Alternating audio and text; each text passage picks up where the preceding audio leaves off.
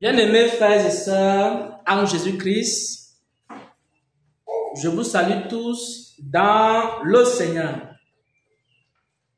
Nous sommes réunis ici en ce jour pour ce moment de culte à la gloire de notre Seigneur et Sauveur Jésus-Christ. Pendant que j'étais en train de méditer la parole de Dieu ce matin, le Seigneur m'a accordé la grâce de recevoir une parole que j'intitule ici les épreuves de la foi. Pendant que je méditais la parole de Dieu ce matin, le Seigneur m'a accordé une grâce, une faveur imméritée de recevoir un message. Ce message concerne tout le monde. Ce message concerne tous les chrétiens. Ce message concerne tous les serviteurs de Dieu. Et ce message concerne toutes les églises. C'est un message qui parle de épreuves par lesquelles chaque chrétien, chaque croyant va passer. Et à chaque niveau de ta vie chrétienne, il y a un niveau d'épreuve que tu vas traverser. Quand quelqu'un donne sa vie à Jésus pour la première fois, il y a des épreuves par lesquelles il va passer. Lorsque la personne est passée par les premières épreuves, lorsque la personne a traversé les premières épreuves, le Seigneur lui fera passer par une autre succession d'épreuves. Et je vais essayer d'aider un frère. Je vais essayer d'aider une sœur. Je vais essayer d'aider une église. Je vais essayer d'aider un serviteur de Dieu en partageant en ce jour quelques épreuves de la foi. Lorsque quelqu'un donne sa vie à Jésus, il y a d'abord certaines épreuves par lesquelles il va passer. Et les premières épreuves là, c'est le rejet de sa foi. Quand tu donnes ta vie à Jésus, la première des choses qui va se passer, les premières épreuves que tu vas affronter, c'est le rejet de ta foi. Mon frère, ma soeur, tu viens de donner ta vie à Jésus-Christ. Tu viens de recevoir Jésus-Christ comme ton Seigneur et Sauveur. Tu viens de passer par la repentance. Tu viens de t'engager dans la vie chrétienne. Je t'enseigne en ce jour l'épreuve par laquelle tu vas passer. La première épreuve dans la vie d'un chrétien, c'est d'abord l'épreuve du rejet. On va lire rapidement un premier passage des Écritures. On va lire Matthieu 10, à partir du verset 36 jusqu'au verset 37, qui parle de la première épreuve qu'un chrétien rencontre sur son chemin. Ça, c'est l'épreuve de chaque jeune converti. Amen. Amen. Matthieu chapitre 10, verset 36, verset 37. Et l'homme aura pour ennemi les gens de sa maison. Celui qui aime son père ou sa mère plus que moi n'est pas digne de moi. Et celui qui aime son fils ou sa fille plus que moi n'est pas digne de moi. Celui qui ne prend pas sa croix et ne me suit pas n'est pas digne de moi. Amen. Amen. Lorsque une personne vient de donner sa vie à Jésus, Dieu va le soumettre à une première épreuve. Nous sommes tous passés par là. Il n'y a personne qui n'est pas passé par cette épreuve. Et si vous rencontrez un jeune converti, il faut lui donner cet enseignement. Parce que c'est un enseignement important. Il faut traverser cette épreuve-là pour passer au deuxième niveau dans la vie chrétienne. Et Dieu va te mettre face à un choix. Il va faire en sorte que les membres de ta famille, même dans ton lieu de service, même dans ton foyer, et même dans l'église où tu te trouves, il y aura le rejet de ta foi. Les gens vont commencer à rejeter ta foi. Parce que tu as décidé de marcher avec le Seigneur, alors ta famille peut commencer à te menacer, de te renier. Et plusieurs d'entre nous, quand on a donné nos vies à Jésus, nous avons reçu des menaces. où tes parents te disent on va te renier si tu continues dans cette voie que tu as choisie. Beaucoup d'entre nous, on a menacé de nous chasser des maisons, de nous bannir de la famille. Et certains qui sont des élèves, qui sont des étudiants, on a menacé de ne pas payer leurs études. Donc, il faut savoir, mon frère, ma soeur, toi qui es étudiant, toi qui es élève, et tu as donné ta vie à Jésus, et ta famille n'est pas d'accord avec le christianisme, il est possible qu'ils décident de ne pas payer tes études. Il est possible qu'ils te menacent de te chasser la maison. Il est possible qu'on organise des conseils de famille avec ton nom. On va réunir toute la famille. Et le sujet principal, c'est quoi? C'est qu'on a entendu dire que notre frère ou notre soeur XY, on a entendu dire qu'il est parti se plonger dans les eaux. Et on ne sait pas ce qui lui arrive. Il faut qu'il nous enseigne ça aujourd'hui. En réunion, on appelle les tantes, les oncles, les cousins, on fait asseoir tout le monde et toi tu es là au milieu. On te pose des questions. Ça c'est la première épreuve. Et je vous dis la vérité, chacun de nous est passé par cette épreuve. Soit les menaces de te chasser la famille, soit les conseils de famille, soit on commence à dire que tu es devenu fou, ou alors tu es devenu folle. On te dit que non, c'est la folie qui a commencé avec toi. Dans ton milieu professionnel, on peut commencer à te menacer de licenciement. On peut commencer à te maltraiter.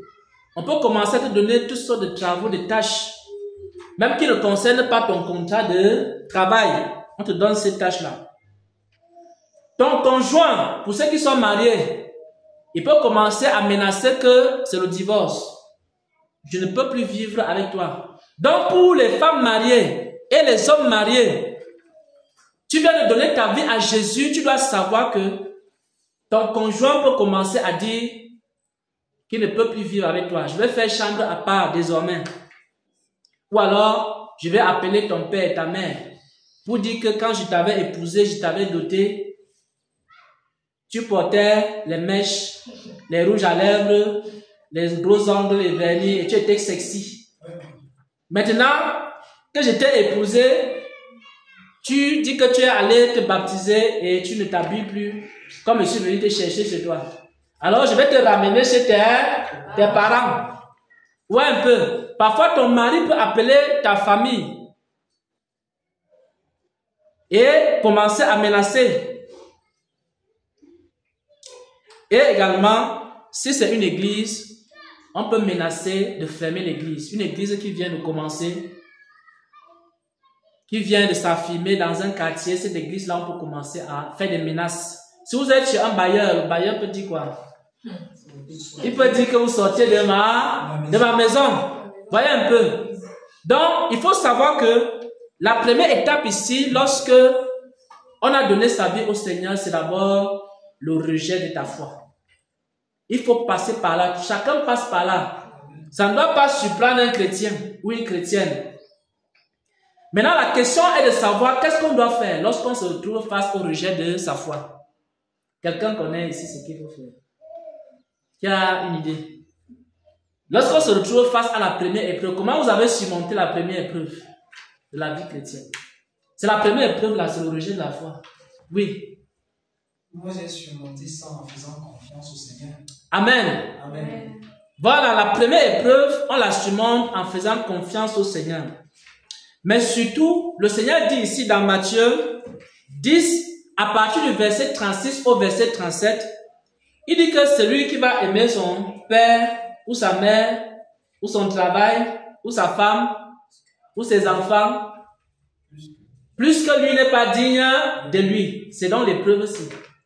C'est l'épreuve où tu dois choisir entre Jésus et parfois ton travail. Parce qu'on peut te menacer de licenciement, on te dit, soit tu continues avec ta folie de Jésus, soit on te chasse. Tu dois choisir entre Jésus et au travail. Parfois dans la famille, on te dit, tu choisis entre Jésus et la famille. Si tu ne choisis pas la famille, on te chasse. On dit, va retrouver ton Jésus, il va maintenant payer ton école, il va prendre soin de toi. Donc, la plupart d'entre nous, on a traversé cette épreuve-là. Et quand on a traversé l'épreuve, on a choisi Jésus. Amen. Amen. C'est-à-dire que nous avons fait déjà un premier pas. Donc, la première épreuve de la foi, c'est l'épreuve où tu dois choisir entre Jésus et quelque chose. Soit entre Jésus et le travail, soit entre Jésus et ta famille, soit entre Jésus et une promotion. Certaines personnes ont dû abandonner les promotions à cause de ça. Entre Jésus et un voyage, tu donnes ta vie à Jésus.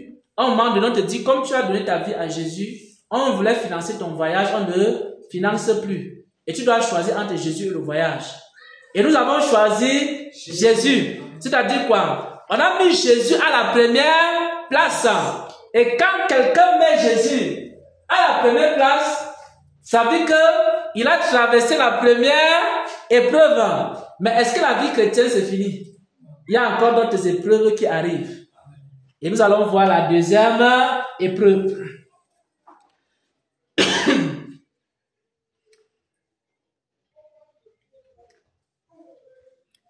Quand tu as mis Jésus à la première place, tu vas passer par une deuxième épreuve. La deuxième épreuve, c'est quoi? La deuxième épreuve, c'est que, à un moment donné, les hommes vont accepter ta foi. Parce que quand tu vas dire, je ne renonce pas à Jésus, si vous voulez me chasser de la famille, après on va dire, bon, c'est vrai, bon, tu peux quand même encore rester à la maison, on va encore payer tes études. Donc, c'est souvent les menaces. Parfois, après, ça s'arrange. Mais parfois, même, c'est des vrais divorces. Il y a des moments où les gens divorcent vraiment. Des moments où on te chasse vraiment de la maison. Et quand tu traverses cette première épreuve, tu en as la deuxième épreuve. Là, on commence à accepter ta foi, on accepte quand même que tu as cru. Mais maintenant, il y a une chose qui va se passer. On va commencer à t'observer. Une fois que tu as décidé de garder ton Jésus, deuxième chose, les gens vont t'observer. Chrétien, chrétienne, enfant de Dieu, tu as donné ta vie à Jésus et tu as décidé de continuer avec le Seigneur malgré les menaces. Les gens ne vont pas aller au-delà. Ils vont accepter ta foi. Mais ils vont faire une chose. Ils vont commencer à t'observer. Ils vont commencer à regarder comment tu agis. Ils vont commencer à regarder comment tu prends les décisions. Ils vont commencer à regarder comment tu vis. Ils vont commencer à regarder comment tu parles. Ils vont commencer à voir s'il y a eu un véritable changement dans ta vie. Ça, c'est la deuxième épreuve. Bien aimé, si quelqu'un a donné sa vie à Jésus, il doit savoir que le monde l'observe, les hommes l'observent, les gens ont des cahiers et des bics. Ils sont en train de noter tout ce que tu es en train de faire. La moindre décision que tu prends, les gens notent. La moindre parole que même les WhatsApp des familles, quand tu interviens dans le WhatsApp, là, on note ta réponse, là, on analyse ça avec la philosophie, avec tout ce que tu fais, on analyse, je vous dis la vérité. Donc, quand les gens ont déjà accepté que tu es chrétien, maintenant ils vont regarder, ils vont voir les preuves que tu es effectivement chrétien. Et ce sont ceux-mêmes qui vont te lire la Bible. Si tu tentes seulement de faire quelque chose qui n'est pas biblique, ils vont te rappeler. Je vous dis la vérité. Si quelqu'un est chrétien, vit dans la fornication, c'est sa famille qui va commencer à dire, ah, tu as dit que tu es chrétien, te voici maintenant avec la petite amie. Ça se passe comment avec ton église là? Donc, même tes paroles, quelqu'un va venir te gifler comme ça, dès que tu vas vouloir rendre, il va te dire que, n'est-ce pas, c'est écrit dans la Bible que si on te gifle à la joue gauche, tu dois attendre la joue droite. Donc, les gens vont te provoquer pour chercher à savoir si effectivement tu es chrétien. C'est à ce moment-là que les gens vont donc commencer à t'observer. Donc, qu'est-ce qu'il faut faire pour triompher de cette épreuve, mes frères et sœurs? La deuxième épreuve, la vie chrétienne. Quelqu'un a une idée? Quand tu sais que les gens t'observent, tu dois faire quoi? Tu dois veiller sur tes pas. Amen.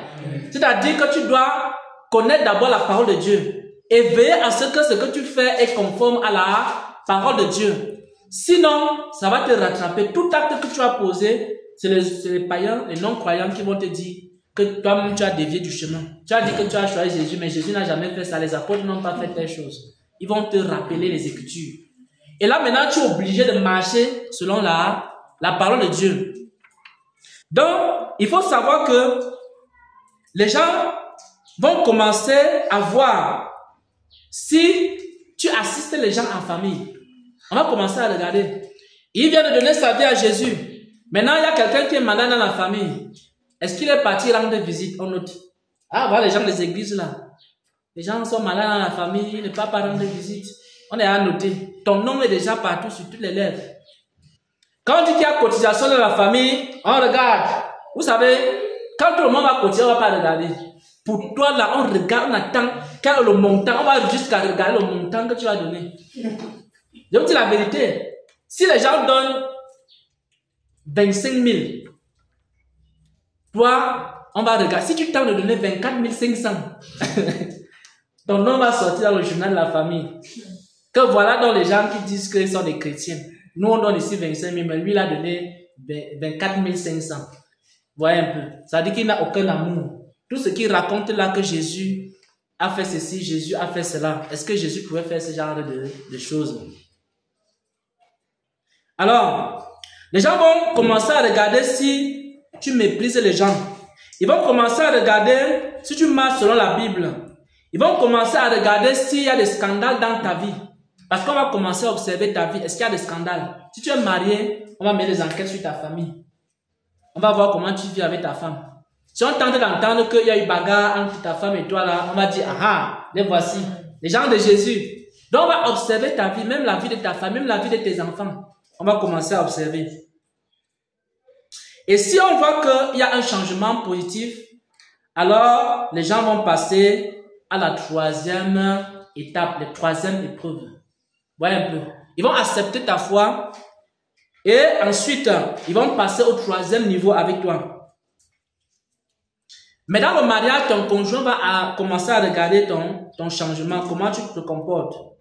Est-ce que tu continues à l'insulter? C'est pour ça que si quelqu'un a donné sa vie à Jésus, il faut qu'il fasse attention dans son propre foyer. Également, nous allons passer à la troisième étape. C'est un enseignement dont on va aller pas à pas. Quand quelqu'un a donné sa vie à Jésus, première étape, on va rejeter ta foi. Si tu t'approches à Jésus, on va accepter finalement ta foi. Mais à la fin, on va faire quoi? On va commencer à t'observer pour voir si effectivement tu marches selon la Bible que tu as choisi de suivre. Si on voit que tu marches selon la Bible, il y aura maintenant la troisième étape. Les gens vont refuser de te suivre. Troisième étape. Les gens savent que tu ne peux pas abandonner Jésus. Première étape, tu as réussi. Deuxième étape, on sait que tu marches selon la volonté de Dieu et selon la Bible. Mais les gens ne vont pas s'arrêter à ce niveau. Ils vont maintenant dire, bon, on sait que le frère tel, il marche quand même selon la Bible. On sait que la sœur telle, elle a quand même changé. On voit quand même les changements dans sa vie. Mais, on ne va pas quand même suivre la personne. Donc, la troisième étape, c'est que les gens ne vont pas te suivre, mes frères. Les gens ne vont pas te suivre, ma soeur. Dans ta propre famille, même comme les gens vont reconnaître que tu es chrétien, même comme les gens vont reconnaître que tu as changé, même comme les gens vont reconnaître que tu marches selon la Bible, les gens vont commencer à te fuir parce qu'ils ne veulent pas suivre le même Jésus que toi. Dans les familles, voici ce qui va se passer. On ne va pas laisser les membres de ta famille venir te rendre visite. Je vous dis la vérité. Ce qui se passe, c'est souvent ça. Parfois, les enfants de tes frères, on leur dit de ne pas passer chez toi. Pourquoi? Parce qu'on se dit que s'ils passent chez toi, tu vas aussi leur parler de Jésus. Après, tu vas aller les baptiser. Donc, on commence à faire en sorte que les enfants des tantes, les enfants des cousins et les enfants de la famille, on commence à leur dire, n'allez pas dans la maison de telle personne. On commence à t'isoler. Deuxième chose, on ne va pas te donner de l'aide quand tu es malade. On ne va pas t'aider. Si c'est ton frère ou ta soeur qui est malade, il y aura toutes les aides nécessaire. Je vous dis la vérité. La troisième étape, c'est quoi? C'est qu'on va tester si Dieu te soutient. Donc, quand tu es malade, tu vas aller voir ton frère. Oh, mon frère, je suis malade. Vraiment, il faut m'aider un peu avec 200 000 là pour l'opération chirurgicale. Ton frère te dit que bon. Il est écrit dans Ésaïe 53 que par tes meurtrissures, tu seras guéri. Si tu es vraiment chrétien, pourquoi est-ce que ton Jésus ne peut pas t'aider? Alors il va te dire, si tu veux que je t'aide dans ta maladie, on va aller voir le marabout. On te dit que allons voir le marabout. Toi tu dis que non, je ne peux pas aller voir le marabout. Il va te dire que bon, si tu ne peux pas aller voir le marabout, moi je ne peux pas t'aider. Laisse alors. Et ton Jésus en qui tu as cru là, il va t'aider. Je vous dis la vérité. Tu veux te marier. Quand ton frère veut se marier, tout le monde cotise dans la famille pour ton frère. Quand toi tu veux te marier, tout le monde croise les bras, on te regarde. Ton père te regarde. Tu peux voir ton père, tu dis à ton père, oh papa, je veux me marier. Ah oui, il te dit que Jésus est bon, Jésus est merveilleux. Tu vois? Et Jésus, il est bon, il est merveilleux, il est puissant. Tu sais pourquoi il te dit ça? C'est parce qu'il ne veut même pas dépenser 5 francs sur ton mariage. Quand tu annonces dans la famille, les gens disent Alléluia, Amen. Toute la famille dit Alléluia, Amen. On dit que oui, le frère, il veut se marier. Et on commence à te dire, mais ton mariage là, c'est programmé pour quand? Et c'est même pas que quelqu'un va cotiser. C'est ce que nous vivons dans les familles. Quand c'est le mariage des autres, tout le monde cotise. Quand c'est ton mariage, si on cotise même, c'est les 10 000, 20 000. L'argent qui ne pourra pas servir à combler les besoins du mariage. Donc, lorsque quelqu'un a donné sa vie à Jésus, la troisième étape, la troisième épreuve, c'est qu'on va chercher à savoir si Dieu te soutient. Maintenant, comment on fait pour gagner la troisième étape? Étant donné que nous n'avons pas le soutien dans nos familles, nous n'avons pas le soutien dans la société, nous faisons comment pour gagner la troisième étape? La troisième étape est une étape difficile, mes frères et sœurs. C'est l'étape où les gens t'abandonnent. C'est l'étape où les gens ne te soutiennent pas. C'est l'étape où les gens croisent les bras et te disent qu'on va voir là où tu vas arriver dans la vie. Nous étions en train de marcher ensemble chez les marabouts. Un jour, tu as décidé que tu suis Jésus. On va voir ce que Jésus va faire dans ta vie. Oui. Parce qu'on a notre oncle là-bas, il est ministre. Il place les gens de la famille au ministère. On a notre frère là-bas, c'est un homme d'affaires. Dans son entreprise, il recrute les gens de la famille. Mais toi là, tu ne vas pas travailler là-bas. Parce que tu as dit que tu as Jésus. Tout le monde croise les bras, on te regarde. On va voir ce que tu vas devenir. Comment on fait donc pour la troisième étape? Voilà, la troisième étape, on implore la miséricorde de Dieu. La troisième étape, on va lire Acte 26 au verset 22. Si quelqu'un est à la page. Et si quelqu'un d'autre est à Matthieu 6, verset 33, il peut lire. Acte 26, verset 22.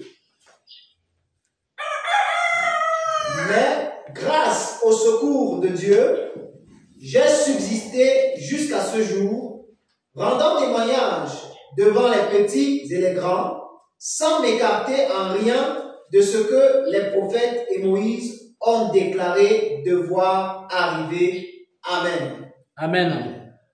Donc tu peux reprendre, s'il te plaît. Acte 26, verset 22.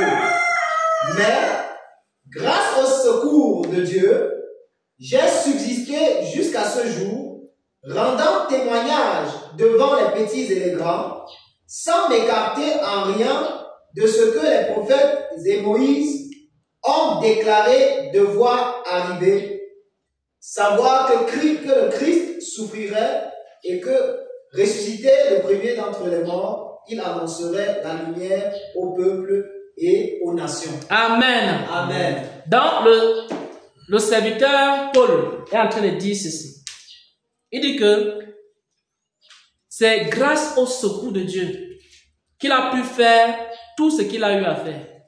Ça veut dire qu'il n'avait pas vraiment un secours qui venait de sa famille, de ses anciens compagnons, les pharisiens, mais il s'appuyait sur Dieu et il comptait sur le Seigneur. Bien aimé, pendant cette période-ci, c'est là où l'amour fraternel commence à beaucoup jouer. Parfois, on a besoin de secours des frères et sœurs. Parfois, Dieu va utiliser un frère, il va utiliser une sœur pour t'aider, pour te venir en aide.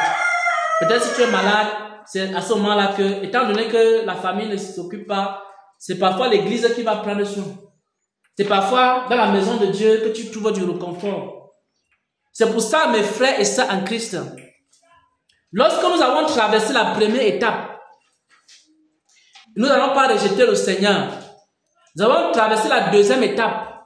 Nous marchons selon les commandements de Dieu et le monde témoigne que nous sommes vraiment enfants de Dieu.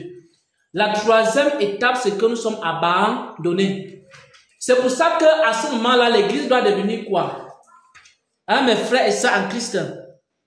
L'église doit devenir un lieu où on trouve quoi? La consolation.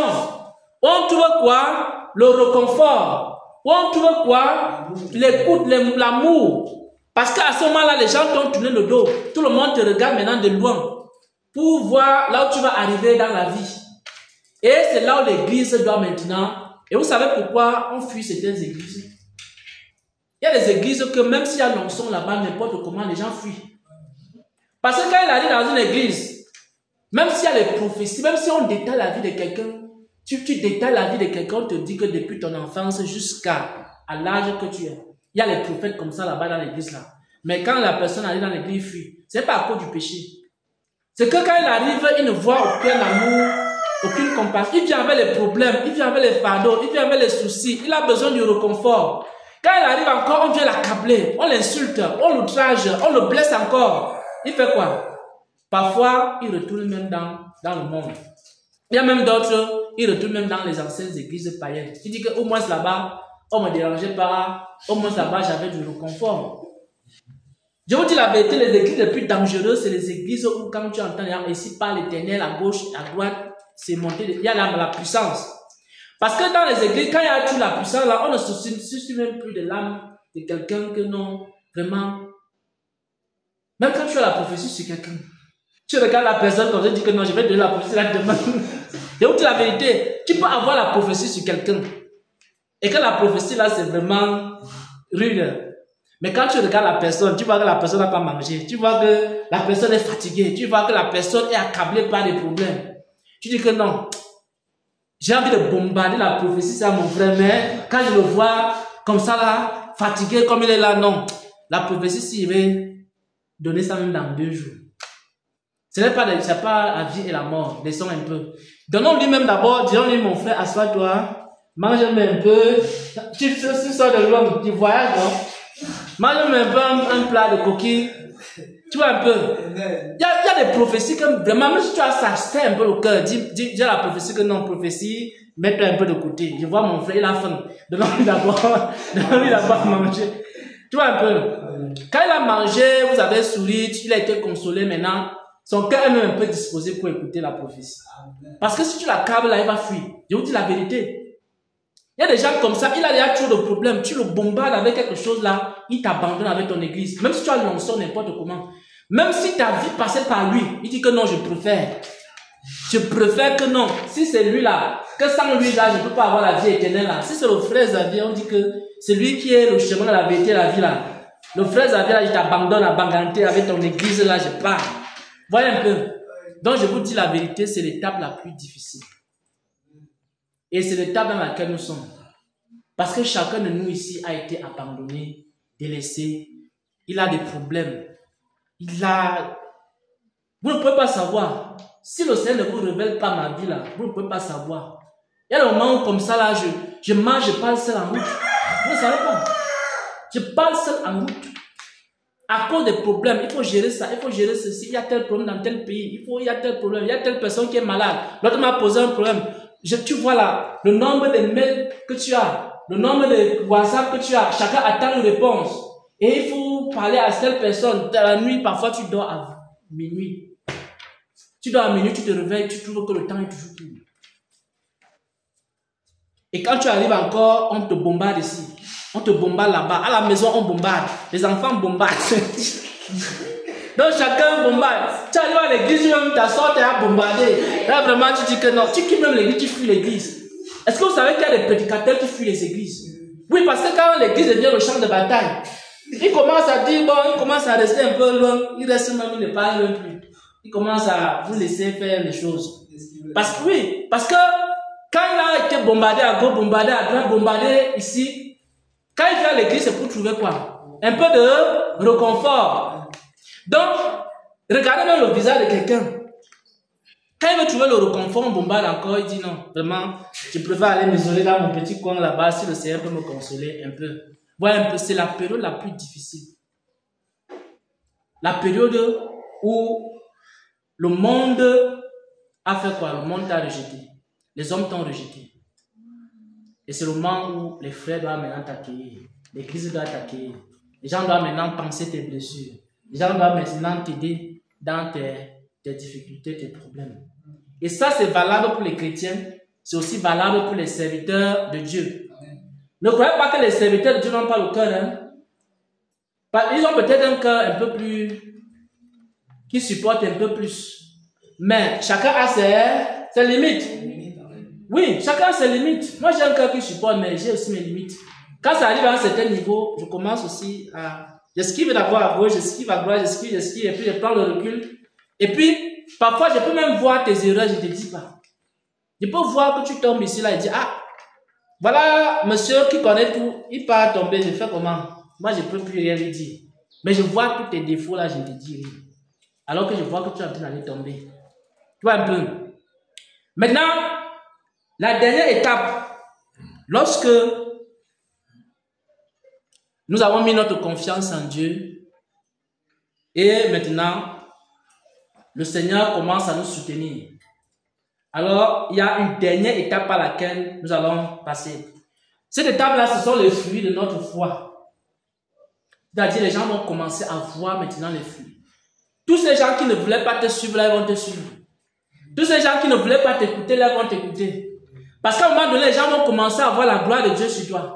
Tu as supporté, tu n'as pas renié la foi. Tu as passé la première étape.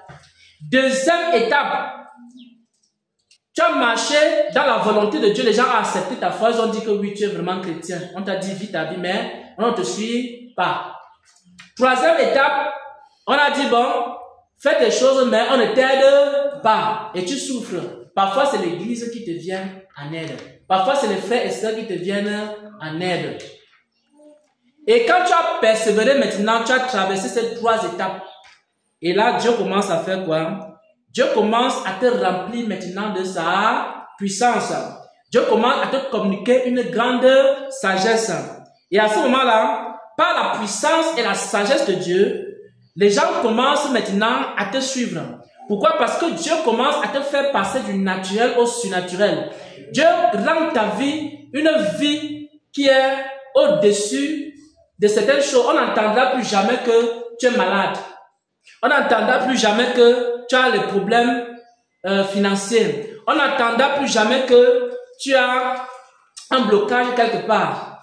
Pourquoi? Parce que Dieu a commencé à pouvoir à tes besoins dans tous les aspects. C'est pour ça que la Bible dit quoi? Il faut chercher premièrement quoi? Le royaume des cieux et sa justice, et le reste vous sera donné. Tu as cherché le royaume des cieux et sa justice. Tu as persévéré dans la vérité. Tu as persévéré dans la parole de Dieu, dans les difficultés, dans le rejet. Tu as persévéré. Alors, à ce moment-là, Dieu voit tes efforts et Dieu commence maintenant à te donner les victoires. Non seulement tu n'es plus malade, c'est toi qui pries pour les gens sont guéris. Et là maintenant, il y a des situations dans ta famille qui commencent à se poser. Quelqu'un est sur le point de mourir, c'est toi qui dois prier. Si tu ne pries pas, la personne va mourir. Même si ta famille t'avait rejeté n'importe comment, on va continuer, on va dire, mais quelqu'un va aller dire que non. Le problème du frère, s'il faut que ce soit le gars qu'on avait chassé là de la maison, c'est lui qui doit prier. Et tu vas commencer à prier pour les gens dans la famille. Ces gens-là vont commencer à recevoir l'exaucement à leur prière. Les gens dont les vies étaient bloquées, tu commences à prier, les vies sont débloquées. Et là, les gens commencent à dire petit à petit, on vient dans ta maison. Tu vas commencer à voir, quand tu arrives à la 4e étape, si les gens qui ne venaient pas chez toi commencent à venir. La famille qui ne croyait pas commence à venir petit à petit. On commence à envoyer les enfants chez toi. On commence à t'appeler même pour certaines choses. Et même dans le conseil de famille, c'est toi qui es au centre. Tu n'es plus au centre pour qu'on t'accuse. Tu es au centre pour donner quoi? La solution aux problèmes qui se posent. Mais pour qu'on arrive là, il faut d'abord traverser quoi? Les 3 premières étapes. Et ensuite, le Seigneur va faire quoi? Il va remplir ta vie de sa gloire. Il va remplir ta vie de sa puissance. Au nom de notre Seigneur et Sauveur, j'ai partagé cette parole. Amen, amen, amen. Amen.